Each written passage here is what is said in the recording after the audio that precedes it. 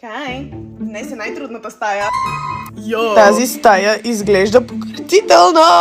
Фак, малко нямам глас, докато правя този voice-over, съжалявам. Значи в моя защита тази стая не изглеждаше толкова зле, когато започвах чистенето. Просто съм натрупала много неща, които намерих и докато чистих кухнята и хола също. Почнах да разпределям абсолютно всичко, което намерих в различни органайзери за скинкер, за грим, за аксесуари. Всичките тези бюти неща ще отидат в новото ми шкафче. След като организирах всичко по кутии, ги изнесох от стаята, за да мога да изчистя пода, зад мебелите и вътре в шкафчетата. И най-накрая беше ред да изчистим тази ужасна зона при пералнята. Това е нещото, което най-много дредвах в целия апартамент. Добре, може би беше гардероба и пренареждането на гардероба, което е следващия епизод, но да. Това също не беше никак забавно. Изчегъртах стените, изчистих го много добре, отне много дълго време, но много се гордея с финалният резултат. Продължих с почистването на всичките повърхности и всичките мебели с препарат вътре в шкафчетата и навсякъде. След което най-накрая беше време да стартираме конструкцията на новият ми шкаф. Не знам как успях да го намеря, но то е едно към едно с другият шкаф, който беше тук, когато се нанесох. Вече беше около 2 или 3 часа, затова гледах целия да го построя върху тази малка постелка. И сега ще видите колко перфектно си мачват двата шкафа.